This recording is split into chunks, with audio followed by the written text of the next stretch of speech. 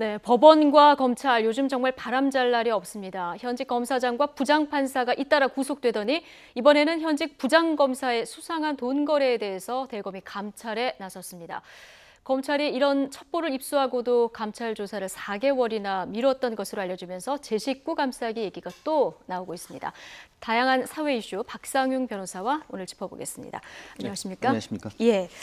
자, 중고등학교 친구인 사업가와 부장검사 이야기인데요. 예, 이 사업가가 긴급 체포되면서 털어놓은 이야기가 지금 일파만파인 것 같습니다. 그렇습니다. 예. 어제 긴급 체포되면서 쇼킹한 얘기를 털어놨거든요.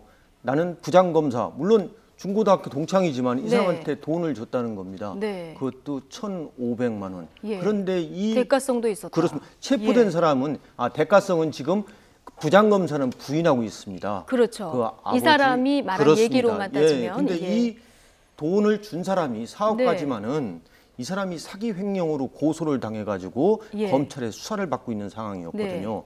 그렇다면은 평소에 돈을 주고 또 술까지 접대받았다는 겁니다. 거긴 또 접대부도 있었고 뭐 일간 신문지에 따르면은 거기에 있는 뭐 그 접대했던 여성 종업원 그 사진까지 서로 뭐 주고받았다라는 얘기가 있거든요. SNS 기록들을 보도를 한 일간지가 있더라고요. 예.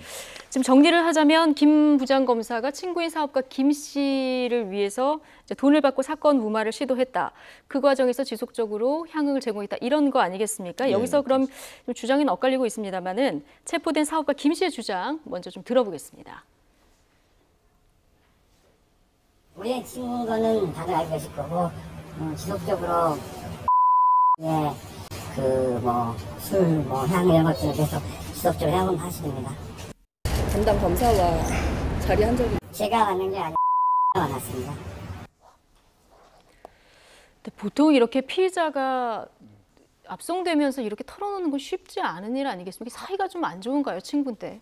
옛날에는 아마 사이가 좋았던 것 같습니다. 서로 술 접대하면서 술값은 이 사람이 다 냈다는 거거든요. 그런데 아마 사기 횡령으로 고소당했는데 자기의 어떤 그러한 사건을 갖다가 제대로 안 풀어주니까 거기에 대한 어떤 서운한 감 때문에 이런 얘기를 하지 않았을까 그런 생각이 듭니다. 예, 김 씨 주장에 따르면 부장검사한테 올해 2월, 3월 두 차례에 걸쳐서 이제 1,500만 원 정도의 돈을 줬다 얘기를 하고 있는데 지금 부장검사 얘기는 좀 다르게 나오고 있지 않습니까? 그렇습니다. 이 1,500만 원 일단 돈 거래에 대해서 뭐라고 지금 해명을 하고 있습니까? 이 사람이 이제 대검 감찰 조사를 받을 때 내가 급전이 필요했기 때문에 술값 500만 원과 아버지가 아파가지고 병원비 1,000만 원을 빌린 것은 맞다. 빌린 거다. 그렇습니다. 이건 사건과 아무 관련이 없는 거다.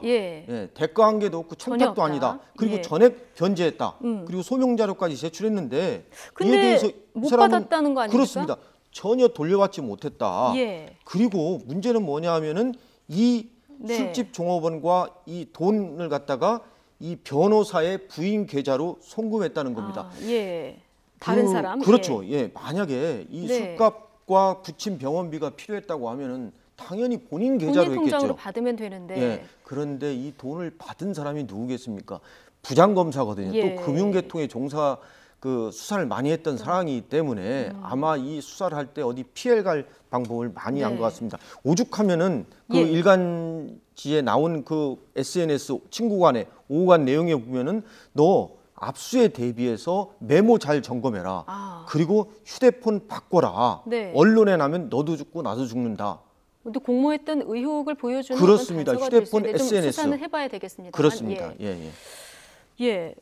다른 검사들하고 김 부장검사가 사건 무마를 위해서 식사를 했다 이런 의혹도 또 제기를 한 그런 상황 아니겠습니까? 이것도 물론 진술이 엇갈리는 그런 상황인데요. 그 김 부장검사는 이런 얘기합니다. 자기가 이제 금융 일선 지검에 금융을 지원해 주는 거기 때문에 그 금융 담당했던 검사들하고 식사를 한 거다 이런 얘기를 하는데 이 사람 얘기는 그게 아니거든요. 내가 사기하고 횡령으로 고소를 당했기 때문에 이 사건에 대해서 좀 잘 좀 풀어달라 그런 차원에서 내가 돈을 건넸고 그거를 위해서 이 친구인 부장검사가 검사를 만나게 했는데 이게 안 됐다. 자기 딴에는 아마 노력을 안 했다 이렇게 해가지고 상당히 서운한 감정이 있지 않았나 그런 생각을 해봅니다. 근데 이 부장검사는 저녁 식사는 했지만 뭐 사건 청탁을 위한 그런 자리 절대 아니다 이렇게 지금 얘기하고 있는 그런 상황인 거잖아요. 그렇습니다. 그런데 저는 안타까운 게 이 사건의 서부지검에서 이러한 그 정보가 있습니다. 제보가 예. 있습니다. 대검에 보고했는데 네. 대검에서 이걸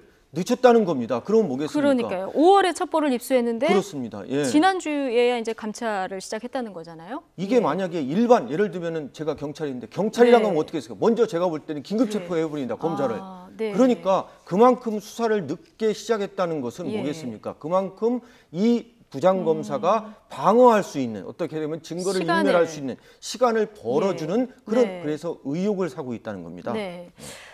자, 뭔가 정황을 지금 이 피해자가 가지고 있는 거 아니나 이런 생각이 드는 게 녹취록을 가지고 있다, 공개하겠다 이런 얘기를 했거든요. 근데 뭔가 좀 녹취록이 공개되면 파장이 더 커지지 않을까 생각이 되는데요. 녹취록뿐만이 아니라 이 예. 동창이 아마 SNS 문자도 갖고 있고 예, 지금 일부 다양한 뭐 그렇습니다. 공개는 예. 됐습니다만, 그거를 예. 아마 수사를 받으면서 다 제시할 것 같습니다. 네. 앞으로 뭐 이제 수사가 본격화될 텐데요. 지금 검찰 지난주 대대적 자체 개혁안 발표하지 않았습니까? 이것도 무색해주고 오늘 법원도 마찬가지입니다. 양승태 대법원장이 이제 부장판사 구속과 관련해서 대국민 사과도 하고 이랬는데 이런 사태를 좀 어떻게 푸는 게 맞다고 보십니까? 불신이거든요. 검사가 예. 수사를 하면은 이번에 법원 부장판사만 했고 네. 자기들 그 검찰은 안 건드렸거든요. 네네. 그렇기 때문에 지난번 검찰의 대책이 네. 자꾸 뭐 무슨 특별 TF팀 만든다 이게 효과가 없다는 겁니다. 예. 앞으로 제가 볼 때는 공직비위수사처 신설 네. 거기에 무게 중심이 많이 실릴 것 같습니다. 네. 법원과 검찰, 국민들이 마지막으로 믿을 수 있는 그런 곳 아니겠습니까? 그래서 가장 실망한 사람은 역시 국민들이 아닐까 이런 생각이 들고요.